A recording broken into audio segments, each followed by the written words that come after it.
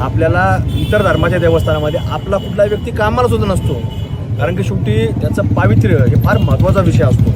कारण आज अनेक ठिकाणी आपण पाहतो की परवा आम्ही ज्यावेळेला पाथर्डीमध्ये गेलो, पाथर्डीमध्ये गेल्यानंतर मोठ्या देवीच्या चरणी ज्यावेळेला आपण दर्शन करण्याकरता जात असताना आम्हाला जे काही खिशामध्ये जर काही आपलं वॉलेट असेल, म्हणजे पाकिट ज्याला आपण म्हणतो ते असेल, ते काढून ठेवावं लागतं. कमरेचा जो पट्टा असेल तो काढून ठेवावा लागतो. हे जे पावित्र्य असतं ना, ते ज्या त्या ठिकाणचं वेगवेगळं असतं. तर आपल्या सूचना दिल्या जातात. पण असे जे काय प्रवृत्ती जिहादी लोक असतात ते काय करतात, कशा प्रकारे काय करतात, त्यांनी सकाळी आंघोळ केली का नाही, किंवा त्यांनी काही कुठल्याही प्रकारचं मांसाहार केलेलं आहे का नाही, याची कोणाला खात्री नसते. आणि मग त्याचं पावित्र्य ज्याच्या मनामध्ये जर चांगला निर्मळ आणि प्रांजळ माझा मनुष्य असतो तर तो या सगळ्या विचारधारा जोपासतो आणि त्या प्रकारचं पावित्र्य राखण्याचं काम हिंदू धर्मामध्ये प्रामुख्याने होत असतं.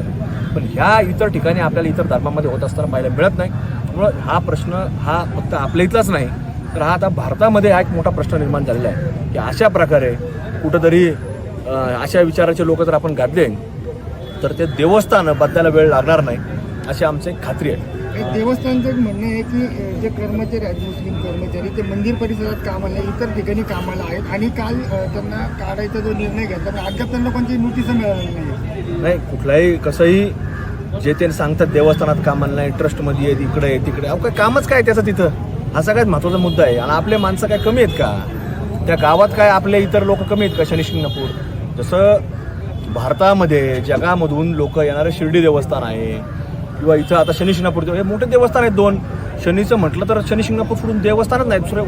त्याची प्रतिकृती निर्माण केली लोकांनी. पण प्रमुख जे शनी देवाचं जे स्थान आहे ते फक्त आणि फक्त महाराष्ट्रातल्या अहिल्यानगर जिल्ह्यामधल्या शनी शिंगणापूर या ठिकाणी नेवासा तालुक्यामध्ये आहे. त्यामुळे तो प्रश्न हा फार ज्वलंत आहे.